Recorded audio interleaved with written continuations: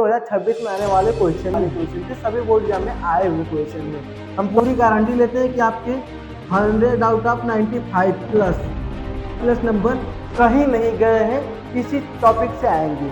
तो हेलो मेरे प्यारे साथियों, क्या हाल चाल, कैसे हैं आप लोग। आई होप कि मेरे सभी प्यारे साथी एकदम मस्त स्वस्थ जानदार और जबरदस्त होंगे।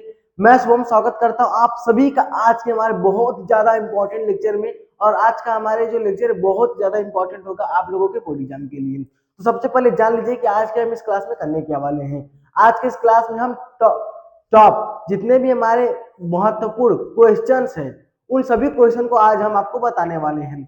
विज्ञान के हमारे जितने महत्वपूर्ण क्वेश्चन उन सभी क्वेश्चन को आज हम आपको बताने वाले हैं। तो बिना देरी के चलिए फटाफट समझ लेते हैं आखिर वो कौन से ऐसे इंपॉर्टेंट क्वेश्चन है जो कि आपके बोर्ड एग्जाम में आएंगे। ये सभी क्वेश्चन जो आप यहाँ पर देख रहे हैं सभी क्वेश्चन आपके बोर्ड एग्जाम में आएंगे और ये फिक्स ही है, क्योंकि ये वही क्वेश्चन है जो लगातार कई वर्षों से पूछे जा रहे हैं। यूं कहें कि ये 2026 में आने वाले क्वेश्चन ही हैं। अब फटाफट से आप लोग इस सारे का स्क्रीनशॉट लीजिएगा, हम एक एक को बताते चलते हैं कौन कौन से यहाँ पर क्वेश्चन आपके बोर्ड एग्जाम में आने वाला है। हम शुरुआत कहाँ से करेंगे, अगर हम विज्ञान की बात करें तो आपको पता होगा विज्ञान में हमारे टोटल कितने पार्ट होते हैं। तो विज्ञान में हमारे टोटल पार्ट होते हैं 3 पार्ट होते हैं। विज्ञान की अगर हम बात करें तो विज्ञान में टोटल 3 पार्ट होते हैं, जिसमें से हमारा होता है केमिस्ट्री, हमारा एक होता है केमिस्ट्री, फिर उसके बाद हमारा होता है बायोलॉजी,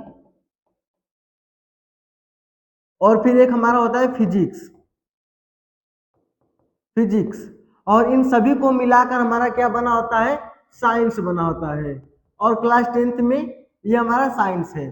ठीक है, अब इस साइंस के जितने भी इंपॉर्टेंट क्वेश्चन केमिस्ट्री के होंगे, बायोलॉजी के होंगे, फिजिक्स के होंगे, उस सभी क्वेश्चन को आज हम आपके सामने बताने वाले हैं। तो बिना देरी के सबसे पहले आप इसका स्क्रीनशॉट लीजिए, फिर हम क्वेश्चन आपको बता रहे हैं।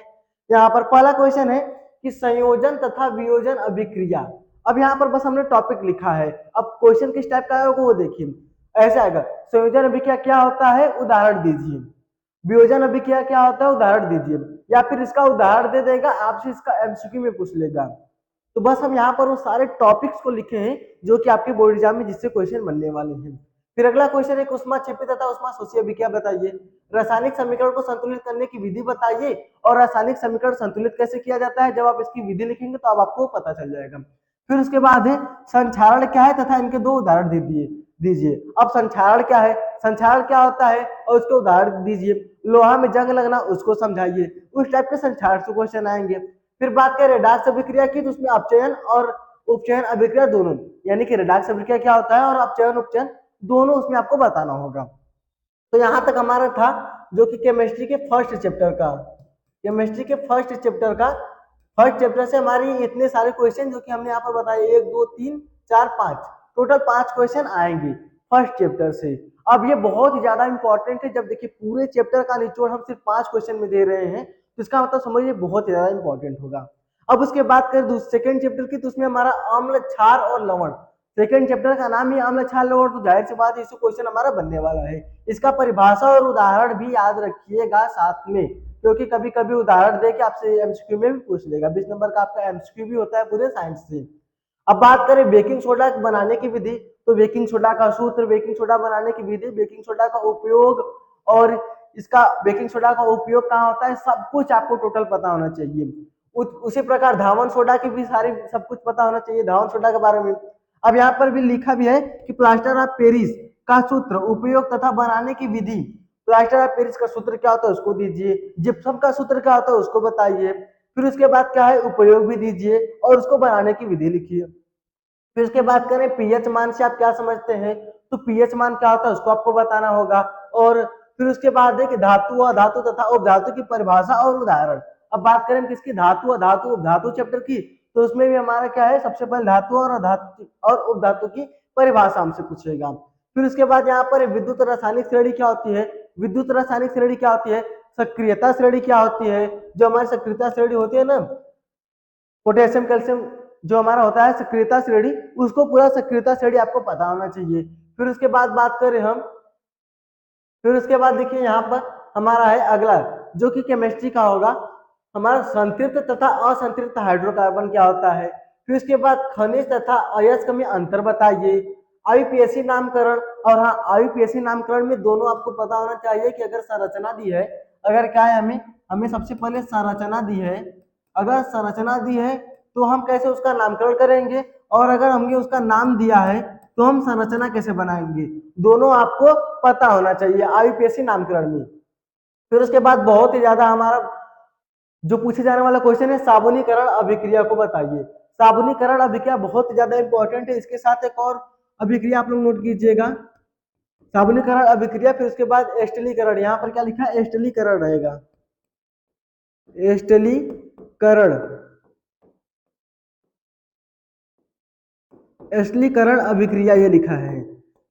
और यहाँ पर आप क्या लिखिएगा, साबुनीकरण अभिक्रिया, और फिर उसके बाद ये एस्टरीकरण अभिक्रिया, इसको आप लोग याद कर लीजिए, क्योंकि ये जो यहाँ पर लिखा है संतृप्त असंतृप्त खनिज अयस्क में अंतर, फिर आईयूपीएससी नामकरण है, साबुनीकरण अभिक्रिया है, एस्टरीकरण अभिक्रिया है, ये बहुत ज्यादा इंपॉर्टेंट होगा आप लोगों के लिए।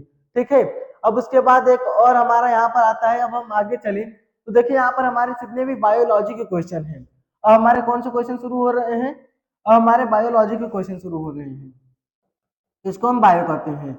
अब बायो में सबसे पहला आपका चैप्टर है उसमें हमारे पाचन तंत्र है, पाचन तंत्र, श्वसन तंत्र और उत्सर्जन तंत्र ये है, और साथ में आप इसके बारे में पढ़ लीजिएगा, हार्ट का भी पढ़ लीजिएगा जो कि हमारा है। अब उसके बाद बात करें तो फिर लैंगिक जनन तथा अलैंगिक जनन, इसको पूरा पढ़ लीजिएगा, इसी से क्वेश्चन बनेंगे और इससे कहीं बाहर से क्वेश्चन नहीं बनने वाले हैं। उसके बाद यहाँ पर देखिए स्वपरागण, परपरागण, पुष्पीय संरचना, नर पुष्पीय संरचना में क्या है, देखिए ये हमारा पुष्पीय संरचना में हमारा नर पुष्पीय संरचना और मादा दोनों आपको बनाना पड़ेगा। यहाँ पर है नर तथा मादा जनन तंत्र, फिर उसके बाद डीएनए तथा आरएनए में अंतर, फिर उसके बाद मेंडल के अनुवांशिकता का नियम, और मेंडल के अनुवांशिकता कितने नियम होते हैं, टोटल 3 नियम होते हैं, तो तीनों आपको पता होना चाहिए, जाहिर सी बात है। अब उसके बाद बात करें तो यहाँ पर लिखा है कि एक संकर संकरण तथा द्विसंकर संकरण बताइए, जो कि मेंडल ने बताया था। अब लिंग निर्धारण की प्रक्रिया दर्शाइए, और फिर उसके बाद मानव मस्तिष्क का चित्र बनाइए, मानव मस्तिष्क का क्या होगा, संरचना, मानव मस्तिष्क का संरचना या फिर मानव मस्तिष्क का क्या कर सकते हैं, चित्र, ये आपको क्या होगा बताना पड़ेगा। फिर उसके बाद अगर हम आगे देखें तो यहाँ पर क्या लिखा है, तंत्रिका तंत्र, तंत्रिका तंत्र और मानव के मादा जनन तंत्र तथा नर जनन तंत्र का वर्णन। अब मानव के मादा नर जनन तंत्र और मानव के मादा और नर दोनों के जनन तंत्र का वर्णन आपको करना होगा विद क्या, डायग्राम, विद डायग्राम, दोनों आपको क्या होगा बताना पड़ेगा। साथ में इसका आप स्क्रीनशॉट ले लीजिए ताकि आपको पता चले कौन कौन से क्वेश्चन इंपॉर्टेंट है। अब आगे बढ़ते हैं, हम देख लेते हैं कुछ और इसमें हमारे क्वेश्चन है, अब फिजिक्स के क्वेश्चन आ गए। अब यहाँ से हमारे कौन से क्वेश्चन स्टार्ट होते हैं, फिजिक्स के, जो कि बहुत ही ज्यादा इंपॉर्टेंट रोल प्ले करेंगे आपके बोर्ड एग्जाम में। अब उसके बाद बात करें तो फिजिक्स में हमारा पहला चैप्टर है प्रकाश का परावर्तन तथा अपवर्तन, उसमें प्रकाश का परावर्तन तथा नियम दीजिए, और नियम कितने होते हैं, 2 नियम होते हैं, फिर डायग्राम बताइएगा आप लोग, क्योंकि जो हमारा ऐसे डायग्राम बनता है ना, जो हमारा ऐसे डायग्राम बनता है उससे बताइएगा इसके नियम को। फिर उसी प्रकार जो हमारा अवतल दर्पण तथा उत्तल दर्पण से प्रतिबिंब का बनना, अब प्रतिबिंब अवतल दर्पण और उत्तल दर्पण में, अवतल दर्पण की अगर हम बात करें तो उसमें टोटल 6 तरीके से अवतल दर्पण प्रतिबिंब बनता है, और उत्तल दर्पण में बात करें तो 2 तरीके से, दोनों आपको पता होना चाहिए, आप बना के भी इसका प्रैक्टिस कीजिएगा। अब उसके बाद प्रकाश का अपवर्तन तथा नियम, तो इसका भी डायग्राम के साथ बनाइएगा। लेंस से प्रतिबिंब का बनना, तो इसमें भी वही हो गया कि उत्तल लेंस और अवतल लेंस से प्रतिबिंब का बनना। लेंस की क्षमता क्या होती है, डायोप्टर, यानी कि जो भी होता है लेंस की क्षमता, वो आपको याद करना है। बात करें निकट दृष्टि दोष, दूर दृष्टि दोष, तो इसको भी आपको याद रखना है। निकट दृष्टि दोष, दोष आप लोग कौन कौन से याद करेंगे, देखिए अगर हम बात करें किसकी, दोष की, तो आप इसमें याद रखिएगा निकट दृष्टि दोष, दूर दृष्टि दोष, फिर उसके बाद बात करें तो जरा दृष्टि दोष, जरा दृष्टि दोष, और फिर अबिंदुकता, अबिंदुकता, और उसके बाद वर्णांधता, वर्णांधता, ये सारे दूरदृष्टि जितने भी दृष्टि दोष है इसको सारे आप लोग याद कर लीजिएगा, क्योंकि ये सारे आपके बोर्ड एग्जाम में आने वाले हैं, और इम्पोर्टेंट यहाँ पर बस 2 थी, ये दोनों बहुत ज्यादा इंपॉर्टेंट होंगे। अब उसके बाद है मानव नेत्र का सचित्र वर्णन, मानव नेत्र का सचित्र वर्णन, फिर उसके बाद प्रिज्म, प्रिज्म से जितने भी अपवर्तनांक हैं, जितने भी इसके रंग विक्षेपण होते हैं, विबग्योर बनता है, इससे प्रिज्म का सारा टॉपिक आपको पता होना चाहिए। बात करें ओम का नियम तथा इसका सत्यापन, फिर विद्युत धारा क्या होता है, प्रतिरोध में बात करें तो परिभाषा, सूत्र और मात्रक तीनों आपको पता होना चाहिए। विशिष्ट प्रतिरोध जिसको हम प्रतिरोधकता भी बोलते हैं। अब श्रेणी क्रम संयोजन और समांतर क्रम संयोजन, इस दोनों का आपको निगमन भी आप पता होना चाहिए। इन दोनों का आपको अगर बात करें तो इस दोनों का आपको निगमन भी पता होना चाहिए कि कैसे हमारा श्रेणी क्रम आता है और इसमें क्या समान होता है, किसमें धारा समान होता है, किसमें विभवांतर समान होता है, ये सब कुछ आपको पता होना चाहिए लाइन बाय लाइन। तभी आप अपने अच्छे में, आपका अगर सपना होगा 100 आउट ऑफ 100 का, अगर आपका सपना है कितने का, 100 आउट ऑफ 100 का, 100 आउट ऑफ 100 का, तो ये सारे क्वेश्चन अगर आप पढ़ लेंगे तो आपको आपका सपना पूरा भी हो जाएगा। अब उसके बाद देखिएगा यहाँ पर कुछ और क्वेश्चन है जो कि बहुत ज्यादा इंपॉर्टेंट होंगे। अब बात करें यहाँ पर है चुंबकीय बल रेखाएं, फ्लेमिंग के दाएं तथा बाएं हाथ का नियम, फिर उसके बाद ओजोन परत का अपक्षय, ऊर्जा के स्रोत और 10% का नियम। तो इसका भी आप लोग स्क्रीनशॉट लीजिए, एक बार सभी का स्क्रीनशॉट ले लीजिए, यहाँ से इसका स्क्रीनशॉट लीजिए, फिर इसका, इसका और इसका। बस इतने ही क्वेश्चन अगर आपको पता होंगे, अगर इतने सारे क्वेश्चन आपने तैयार कर लिए, अगर इतने क्वेश्चन आपने क्या किया, कंप्लीट कर लिया, तैयार कर लिया और अच्छे से अपने दिमाग में याद कर लिया, याद कर लिया और समझ भी लिया, तो भी आपके जितने भी 100, हम पूरी गारंटी लेते हैं कि आपके 100 out of 95 plus, 95 plus number कहीं नहीं गए हैं, इसी टॉपिक से आएंगे। तो 100 प्लस 95 नंबर इसी टॉपिक से आएंगे। तो आप लोग याद क्या कीजिएगा कि इसको सभी क्वेश्चन को बारी बारी से नोट कीजिएगा, इसका हल लिखिएगा, क्योंकि आपका सिलेबस अब तक कंप्लीट हो गया होगा, क्योंकि आपका फरवरी में ही एग्जाम है और आपका सिलेबस अभी तक कंप्लीट हो गया होगा। आप बस सोच रहे हैं कि हम कुछ इंपॉर्टेंट क्वेश्चन कर लें, तो उन्हीं सभी क्वेश्चन हमने यहाँ पर आपको बताया है। अब और बात करें तो आपको कंप्लीट करना है और याद करना है। और हाँ, अगर आप चाहें, अगर आप क्या करें, अगर आप चाहें,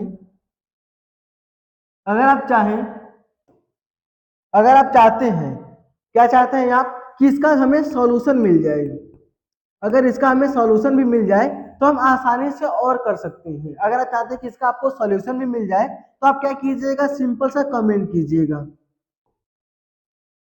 कमेंट कीजिएगा कि हमें इसका सॉल्यूशन भी चाहिए। अगर कुछ 10-20 लोग भी अगर कमेंट कर दिए तो हम इसका पूरा सॉल्यूशन आपके लिए लेकर आएंगे, सिर्फ आपके लिए। अगर आप इसका कमेंट कर दिए कि हाँ हमें ठीक है, इसका सॉल्यूशन भी चाहिए, आप हमें इसका सॉल्यूशन भी करा दीजिए, तो हम इसका सॉल्यूशन भी लाएंगे। और जितने भी सभी क्वेश्चन देख रहे हैं ना, ये कोई आलतू फालतू क्वेश्चन नहीं थे, ये सभी बोर्ड एग्जाम में आने वाले क्वेश्चन थे, सभी बोर्ड एग्जाम में आए हुए क्वेश्चन है। तो आई होप कि आप लोग देख लिए होंगे कौन से सारे इंपॉर्टेंट क्वेश्चन है, कितना इंपॉर्टेंट क्वेश्चन है, कितना हमें करना है। तो मिलते हैं आपसे अगली वीडियो में। अगर आप चाहते हैं तो कमेंट जरूर कीजिएगा, हम इसका सॉल्यूशन लेकर आएंगे। तो मिलते हैं आपसे अगली वीडियो में, तब तक के लिए धन्यवाद।